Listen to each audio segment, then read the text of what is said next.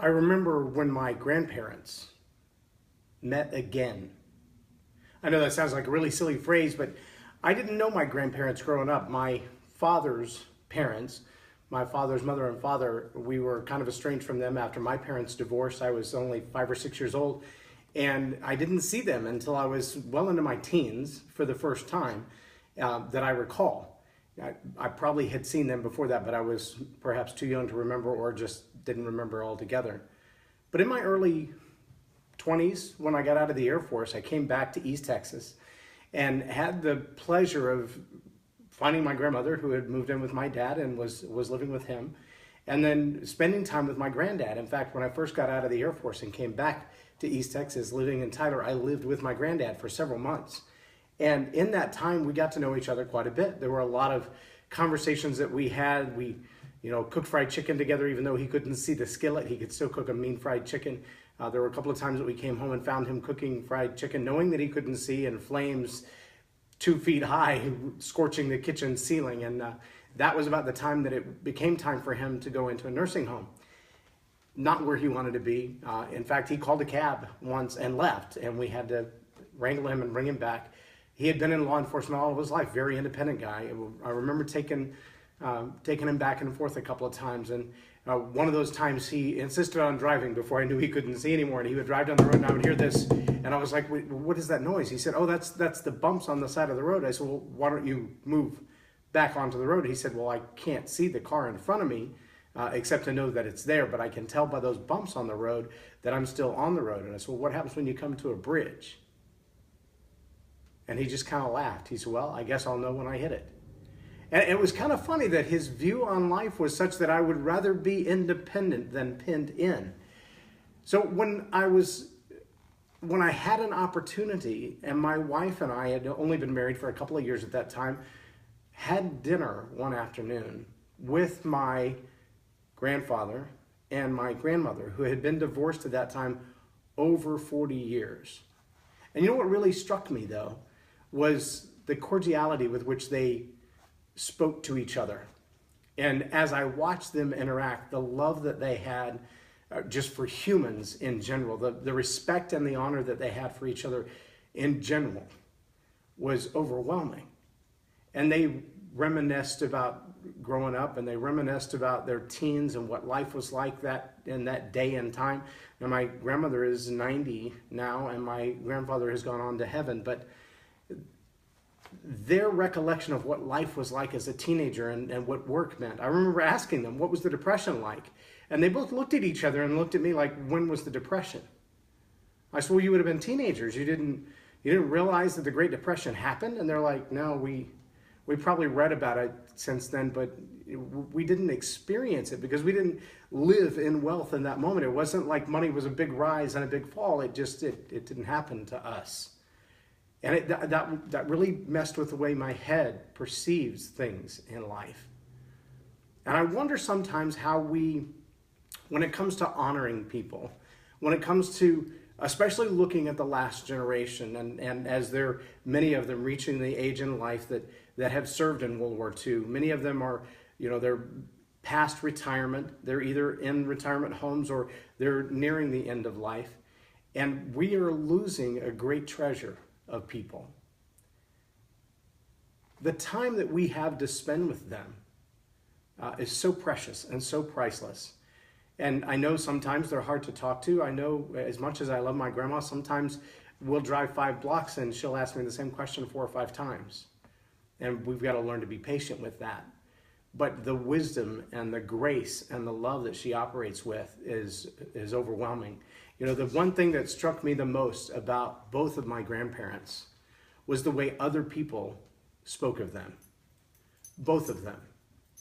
I remember when I first took a job in sales in East Texas, I walked into a seed store in Ben Wheeler, Texas, and I was trying to sell ads for the Farm and Ranch Directory, and I saw the old guy at the counter, and when I saw him at the counter, I began to talk to him, and he just looked at me before the words even came out of my mouth, and he walked through the door and into the back of the warehouse, and he never came out again. I stood there probably 20 minutes looking off into space, and he never came out again. And finally, I gave up and I left. And I went back to the boss and I said, this isn't going to work for me. I can't even close a deal. I can't even get a conversation started here. And he looked at me, dressed kind of like I am now with my slacks and my button-down shirt, and he said, do you own a pair of jeans? I said, well, yes, I do. He said, do you own a pair of boots? I said, I grew up in Lampasas. Of course I own a pair of boots. He said, good, wear them tomorrow and come back to work. I thought that's about the strangest advice I've ever received, so I did. I came back the next day in my jeans and my boots, and the two of us together went back to the same feed store. We walked in the door. The old man behind the counter looks at me and goes, "You was here yesterday." I said, "Yeah, as a matter of fact, I was here yesterday, and so you saw me and you knew I was here." He said, "Yeah, I just didn't think I wanted to talk to you. I thought you was from," well, anyway. And so we had a nice conversation, and the man bought a half-page ad.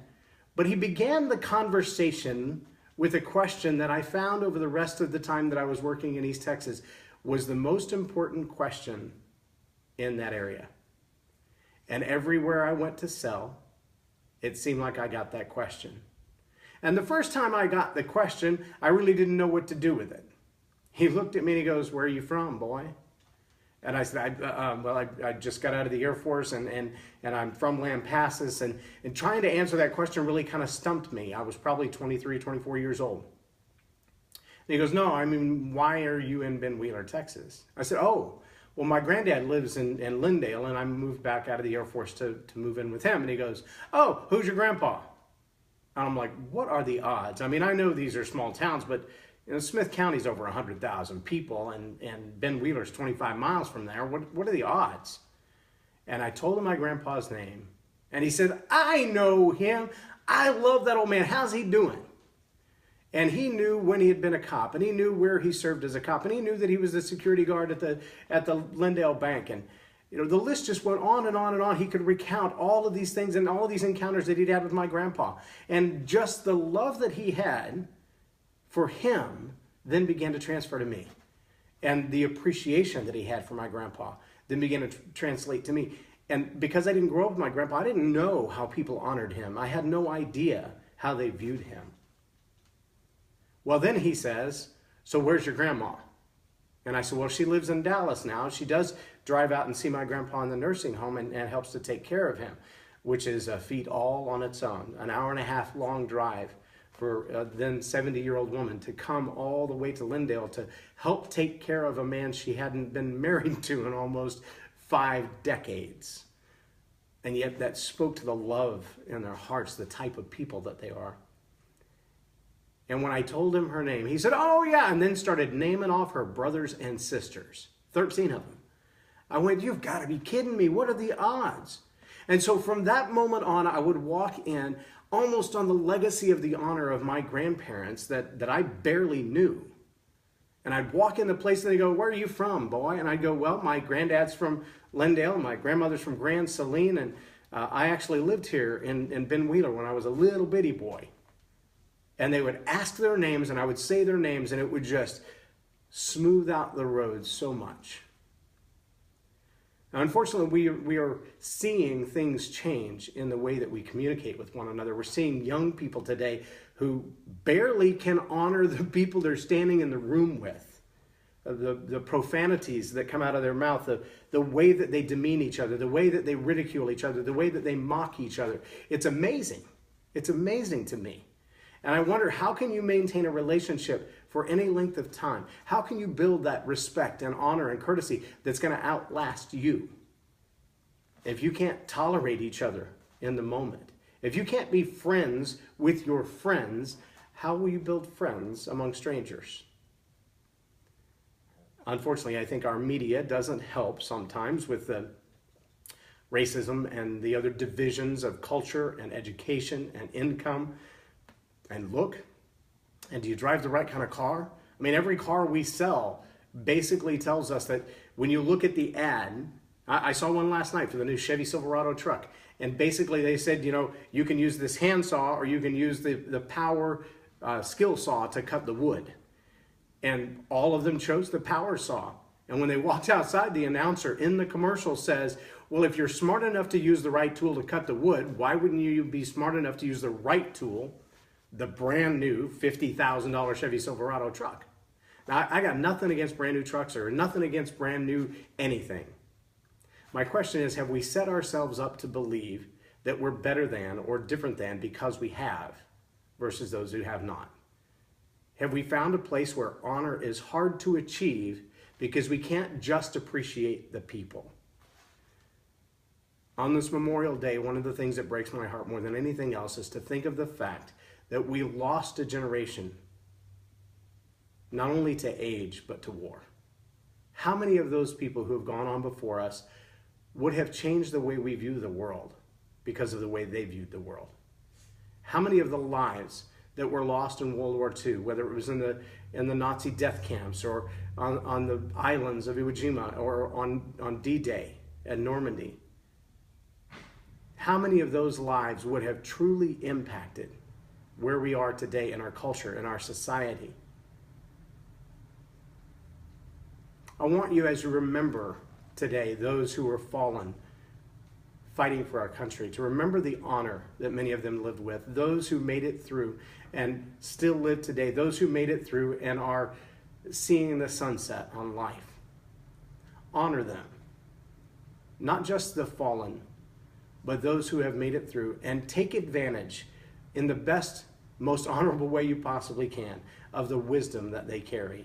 Yes, I know some of them were a little cantankerous. I sit around the gym with them from time to time and sip coffee and listen to the war stories that some of them weren't from war. They were just really bad war stories. I want you to think about the honor that goes before you. Do people think of you when you walk in the room as respectable, as honorable? When you walk out of the room, do they remember you in a good light? Do they think, wow, I hope they come back soon? That really is, especially for those of us who claim the name of Christ, that really is exactly what he expects of us. They will know you're my people by your love, not by your judgment, not by your condemnation, not by your ability to teach, not by the things that you know and no one else knows, not by your ability to understand or comprehend, but by your love. And when we don't honor one another, we lose that. Take some time today. Spend a few minutes in prayer, intimately getting to know the Father in a new way. And honor someone who is still alive after all that this country has been through. And honor someone who laid down their life that you would be free. Your American soldiers and the King of Kings. I'm J Loren Norris with Tell It Like It Is TV. Have a blessed day. Yes, the camera's still rolling, and there's a reason for that. Because I know there are a few of you watching live. I can't see the phone because I turn it around, and that's why I run on and off the screen, because I can't push the button from here. But I do have this question for those of you who are watching, both live and the replay later on. On average, these videos are being seen by 500 to 1,000 people. Some of them as many as 2,500 because they've been shared quite a bit. But my question for you is this. Does it make a difference to you whether you see it live or on replay? And if it does, please leave a comment and say, yes, I like to watch it live. And then answer this second question for me. If you like to watch live, if you prefer to watch live, what's the best time of day to do that? Because we've done a lot of videos in the mornings between 8 and 9, and we've done quite a few videos in the evening between 6 and 7. And I'm just curious which one suits you better. If we knew that there was an appointment to be here every day at a certain time, Saturdays and Sundays included, 5:45 a.m., 6:45 a.m., 7:45, 10 a.m., what's the best time for us to get together right here live? I'd love to see your comments on Facebook right down there under the video. And I'd also love to know what you think about the messages that I deliver. Feel free to share them with anybody you want to.